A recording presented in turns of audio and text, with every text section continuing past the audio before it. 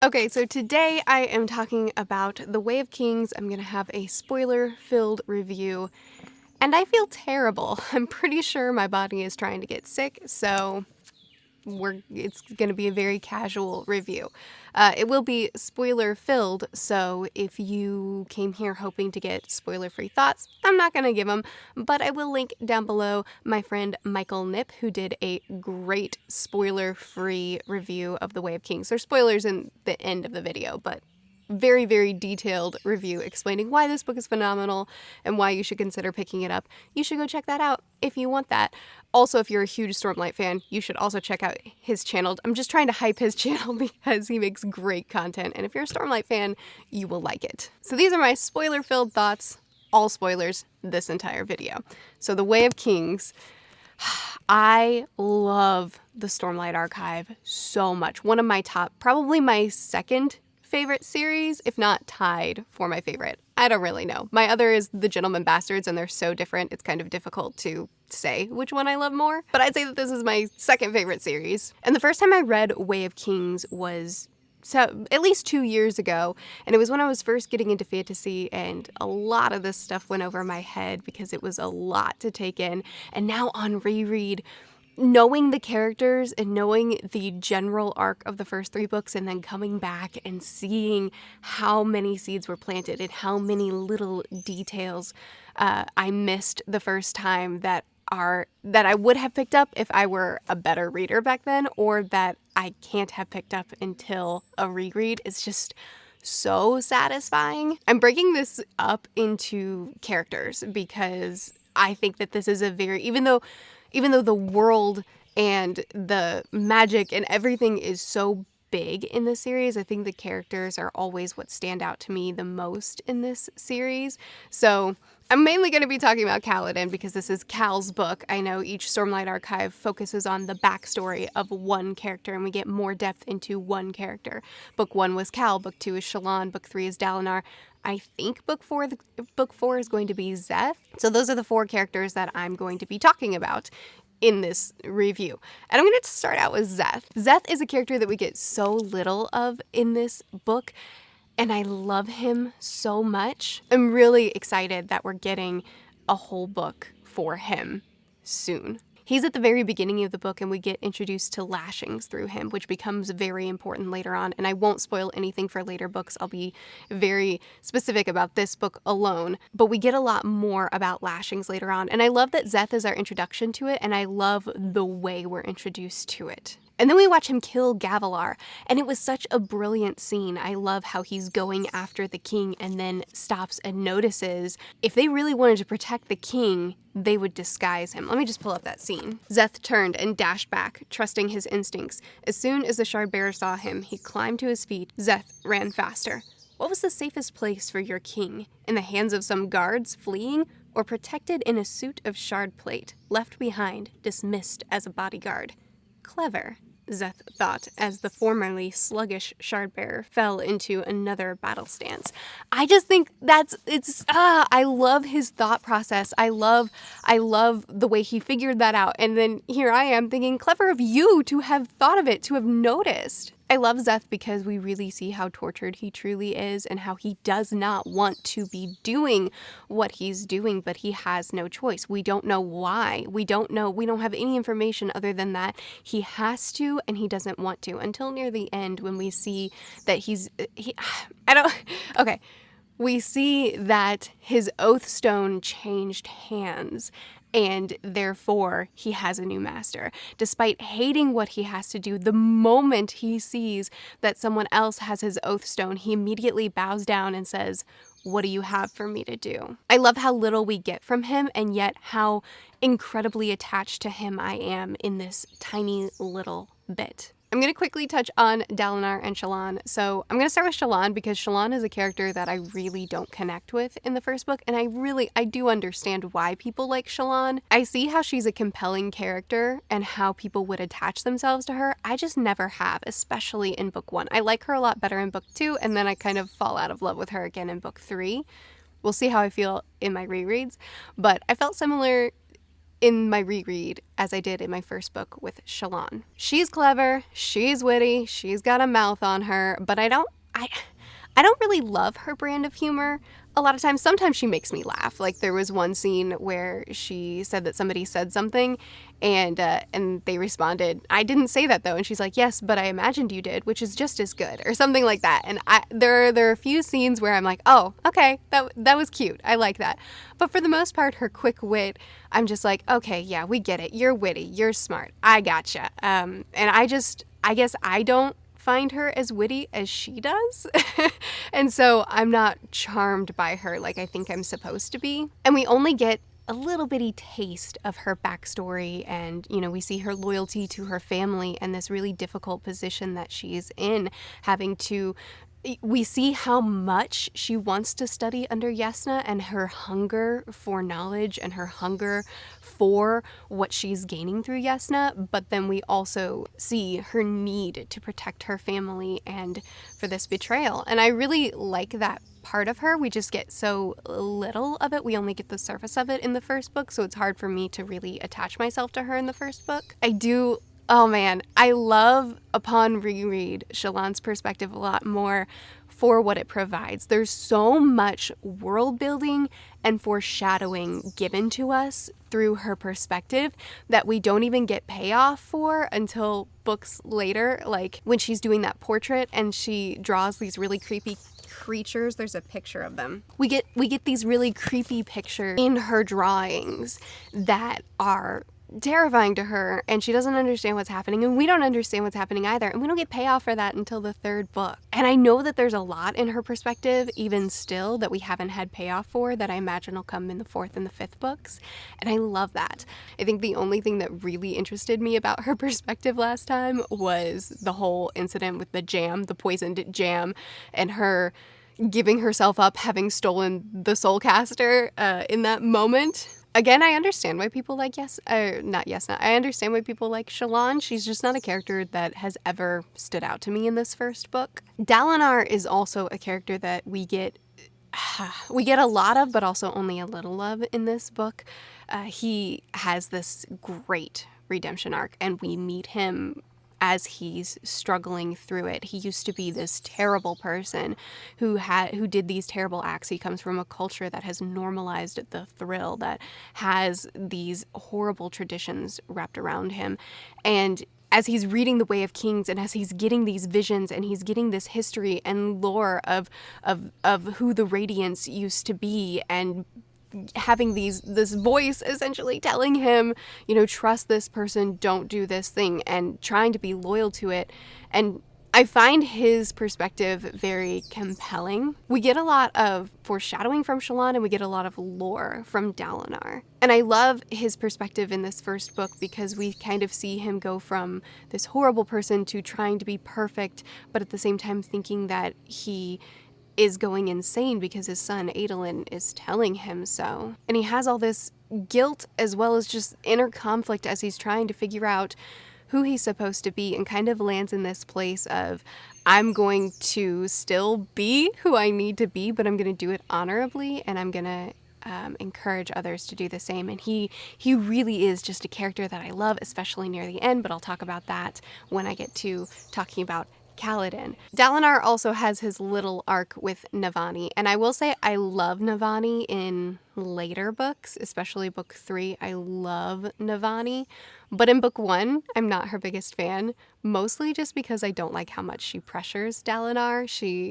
He's trying so hard to do what's right and can't figure out what's right, and Navani just really pushes herself on him and doesn't really listen to his no, and I super hate that, but I do love them once they're together.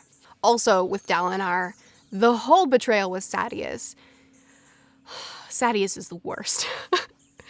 Between the way Sadeas manipulates Dalinar and tells him that he is so full of himself and thinks that he's better than everybody else and doesn't trust anybody, and finally wins Dalinar's trust only to betray him, and then justifies his betrayal by their culture, which, I mean, yeah, true, your culture sucks, but to justify it and say, well, this is just the way we do things here. Sadeas is the worst. And later books. But I didn't truly fall in love with Dalinar until his book 3. So I won't say much about him here because most of my thoughts about him are from book 3.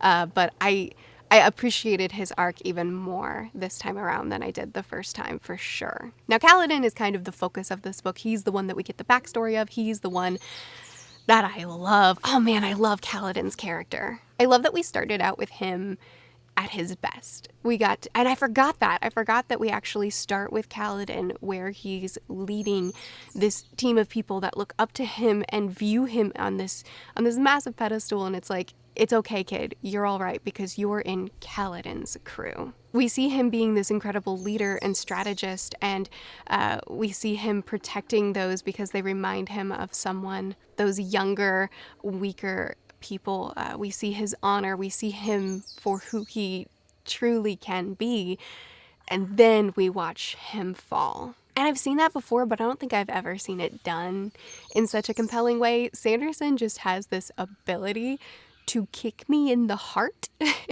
It hurts so bad. Caledon's entire story just takes so much emotion out of me, and I love that. I love how much I feel for this character, and he feels so real to me. Watching him tear up the map and have this attitude about him, and how that then leads to the guy who was selling him to betray him, and that's what puts Cal in Bridge 4. Then we see him at his lowest point. He's just such a compelling character to follow. All the emotions that we get from him, and really seeing the full extent of pain that he's gone through. I loved Syl's introduction. Syl is an incredible character. I love seeing her in the beginning where she's silly and sweet, and how she kind of forms and starts retaining memories and realizing what she is and who she is.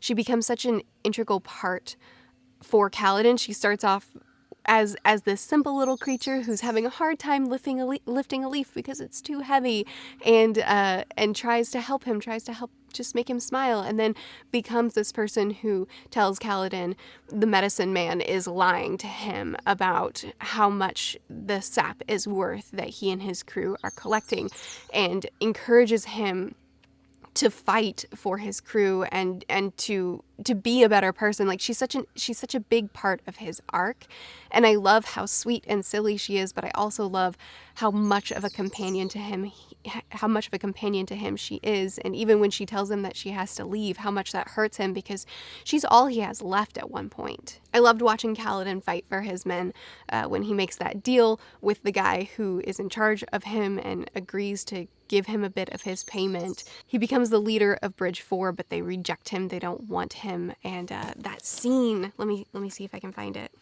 Yeah. Okay, that scene. How can you lead from the rear? He stepped out of line and rounded to the bridge. 2 of the men, Dry and Teft, looked up in shock as he passed. The death point. The spot in the very center of the front was being held by Rock, the beefy, tan-skinned horn-eater. Caledon tapped him on the shoulder. "You're in my spot, Rock." The man glanced at him, surprised. "But to the back with you." Rock frowned. "Nobody ever tried to jump ahead in the order. You airsick lowlander," he said with his thick accent. "You wish to die? Why do you not just leap into the chasm? That would be easier. I am bridge leader. It's my privilege to run at the front. Go." I love, there are so many decisions Cal makes that are so unnecessary, but necessary. He's such an honorable man, and I love that he's flawed too. We really see his prejudice in this book. We see it in later books too, but we get to see it in this book too. His prejudice and his bias and his anger and hatred toward the Light Eyes. But yet we also see how incredibly honorable he is and how he fights for what's right and fights for his men. He doesn't try to lead with an iron fist. He tries to win them over. And the loyalty that he gains from his men is just as beautiful. Oh my goodness, their loyalty, just this crude Bridge 4. Man, I love watching him try to win them over. I loved watching Rock be won over from just not even wanting to speak to Cal, insulting him, calling him an airsick lowlander, calling him an idiot, and then after he sees Cal's loyalty to him, how he begrudgingly helps him and then becomes completely loyal to him. I loved watching how Rock made the stew and Cal won the other people over by feeding them. I love this scene too with Rock.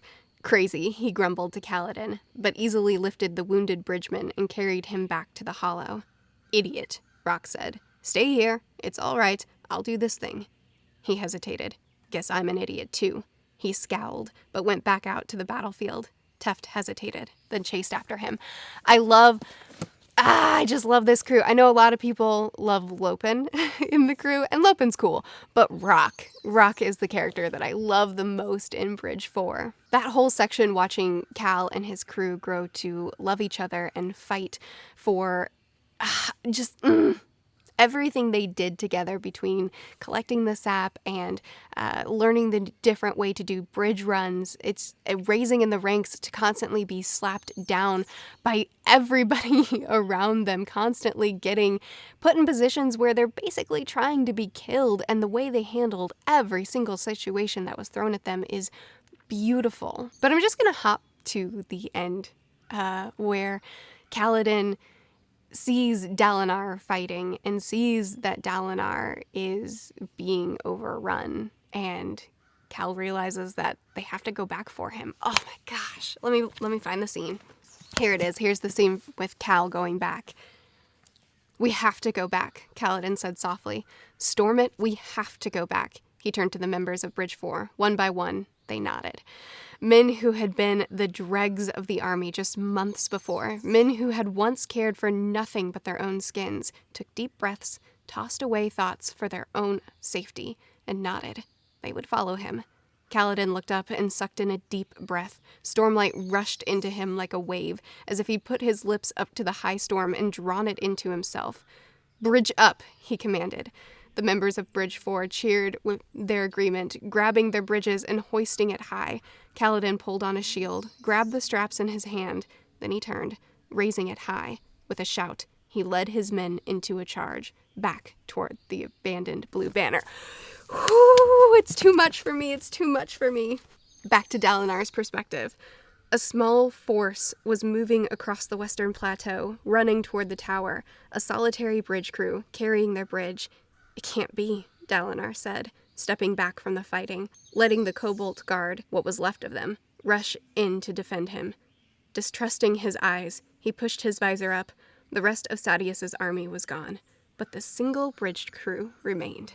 Why? It's too much. It gets me a little too hard. Just the it's incredible. And then following that, Dalinar wants to make Caledon his bodyguard, the entire Bridge 4 his bodyguards, essentially. And Caledon reluctantly agrees, but has a bunch of stipulations, which I loved, and then basically says, I've agreed for myself. I haven't agreed for my crew. That's going to be up to them.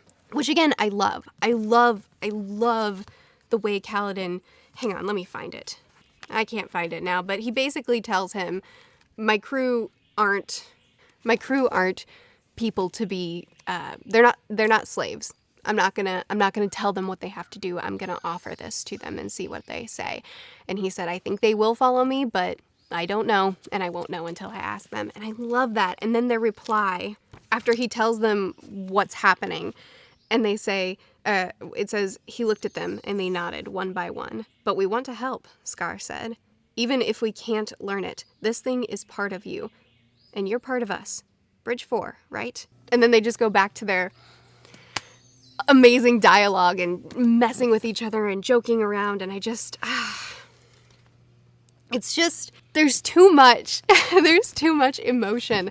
I did skip over Cal's entire backstory because that makes me sob. Between him wanting to fight as a kid and not getting why he should try to follow in his dad's footsteps, not understanding his father's honor in general, and then slowly accepting it and accepting his place and what happens with his brother, man. Here it is. Oh, it's too much. So Roshan, we took his son, Caledon realized, meeting those beady eyes. This is his revenge. He takes Tien, and when he's challenged, he says, "It's my choice, given to me by," it doesn't matter.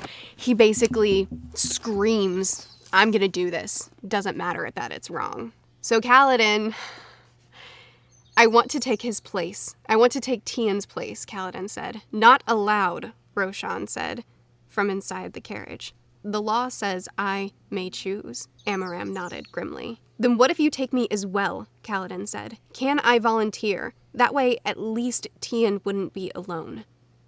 His family is devastated because they're already losing one son. They're not interested in losing both. But when Caledon goes, and then Cal turned to Tien. The boy took his arm. "Thank you," Tien whispered. "Thank you, Caledon. Thank you." Caledon says, "In 4 years, I will bring him home safely. I promise it by the storms and the Almighty's 10th name itself. I will bring him back. I promise." It hurts too bad. When I was reading this, I was just sobbing. A mess. Sanderson hurt me a little too bad with this book. I'm amazed at the foreshadowing and the ground laying, the epic world, the incredible magic, the insane social systems in place, the setups for the characters that are going to get books to come, and the daggum emotion between the camaraderie with Bridge 4 and the fight for goodness of both Dalinar and Caledon, the honor displayed, and the pain we go through with these characters. I love this book so daggum much. And I guess that's my review. That's what I have to say about The Way of Kings. A lot of rambling that hopefully is a little bit coherent. But I love this book, and I hope that you do too. Be sure to chat with me more about it in the comments. Be sure to check out Michael Nipp's channel. I post videos every Sunday, Tuesday, Thursday, and Saturday. I'll see you guys again soon. Bye.